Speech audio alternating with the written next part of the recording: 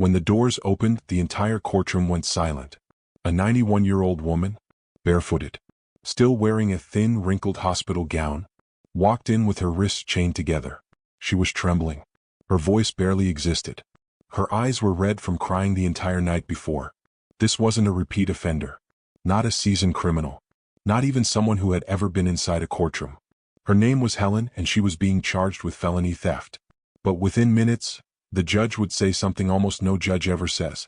Take those chains off her. This is not a criminal. This is a failure of our system. Today we're going to break down what really happened and why this case shocked police officers, courtroom staff, and millions of people online. But to understand the full picture, we need to go back to a small apartment and a love story that had lasted more than 6 decades. Helen and her husband George met in 1958. He was a shy 23-year-old technician. She was a 26-year-old waitress with a laugh everyone remembered. They married the following year. They raised 3 children, all of whom eventually moved out of state for work and families of their own. Life wasn't luxurious, but it was steady. They worked, paid their bills, saved what little they could, and supported each other through every stage of life. By their late 80s and 90s, things slowed down. Their friends passed away. Their mobility changed. Their social circle shrank. But one thing stayed the same. They had each other. Now living on a fixed income, they relied heavily on Social Security and a supplemental insurance plan to cover their medical needs, especially George's heart medication.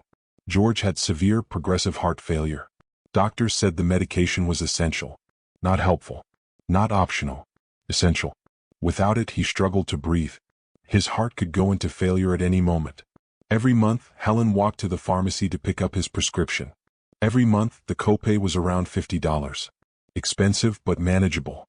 Until the day it wasn't. Last month, Helen walked into the pharmacy like she always did. She waited patiently in line, slowly inching forward with her cane. When she reached the counter, the pharmacist typed in George's information and frowned. That's never a good sign. He tried again. Same result.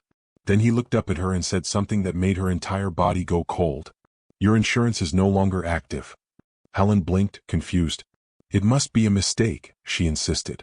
We pay every month. But it wasn't a mistake. Their supplemental insurance had lapsed after a missed payment. Just one.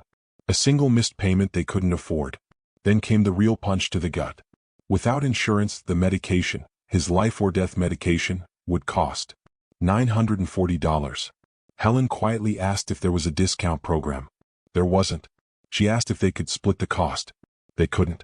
She asked if he could have just a few pills to hold him over. Prescription laws are strict. The pharmacy couldn't bend them. Helen thanked the pharmacist, turned around, and walked out empty-handed. That night, she sat by George's side as he struggled to breathe. His chest rose and fell like someone climbing a mountain 1 inch at a time. He tried to calm her down. I'll be all right, he whispered. But she knew that wasn't true. The next morning, she called their insurance company. She waited on hold for 47 minutes, only to be told she'd need to pay the full outstanding balance up front. Money she did not have. For 3 days, she watched him deteriorate. She cried in the bathroom so he wouldn't see. And on the 3rd night, something broke inside her. Desperation is a powerful force. It doesn't care about age. It doesn't care about loss. It doesn't care about consequences. It only cares about survival. And the man Helen had loved for 65 years was slipping away. So the next morning she got dressed, grabbed her purse and walked, slowly, painfully, to the pharmacy. But this time, she wasn't going to leave empty-handed. She waited until the pharmacist turned his back. Her hands were shaking so badly she could barely grip the bottle. She slid the medication into her purse. She whispered a soft, trembling apology to the universe. Then she turned toward the door, hoping, praying she'd make it out. She didn't. Before she reached the exit, she heard, "Ma'am, excuse me, can you come with us?" 2 store employees approached her. They were gentle, almost apologetic. But rules were rules. They brought her into the back room. She immediately broke down, admitting everything. She told them her husband was dying. She told them she didn't have the money. She told them she didn't know what else to do. The employees were sympathetic. But once a theft is logged in the system, they can't stop what comes next. The police. When the officers arrived, they found a crying 91-year-old woman with a bag of stolen medication worth nearly $1,000. Because of the amount, it wasn't a misdemeanor. It was a felony. The officers didn't want to arrest her. You can hear it in their voices on the body cam footage. But they had no discretion. The store filed a formal report.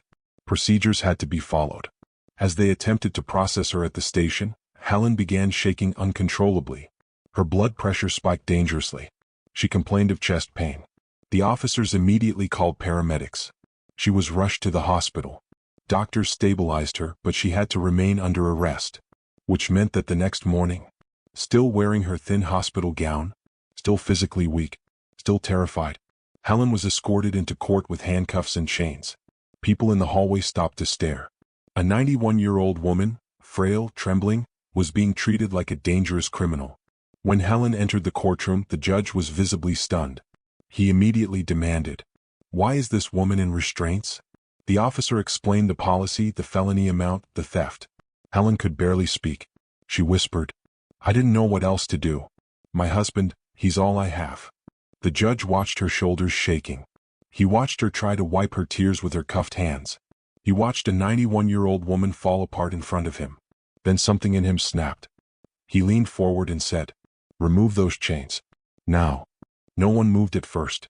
He raised his voice. "This is not a criminal. This is a failure of our system." The courtroom went silent.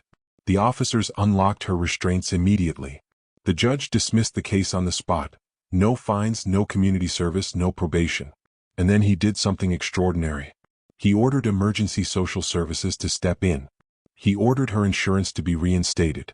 He arranged immediate medical support for both her and George. And he made sure the medication was delivered to their home. Helen cried harder. But now, out of relief, Helen went home that afternoon holding the medication her husband desperately needed. George survived. Social workers began visiting their home weekly. Financial assistance programs stepped in. Their insurance was restored. For the first time in years, they weren't alone. But this case exposed something much bigger. How many elderly couples are silently suffering behind closed doors? How many are choosing between food, rent, or life-saving medicine? How many are one unexpected bill away from disaster? Helen never wanted to break the law. But the system forced her into an impossible corner. This wasn't a crime story. This was a survival story. About love. About a broken system. And about a judge who saw the truth behind the paperwork. This story moved you. If you believe number 91-year-old should ever be in handcuffs because they couldn't afford medicine, subscribe and share this video. Stories like this matter. They create change. And they remind us of something we often forget. Behind every crime, there's a human story. Thank you for watching.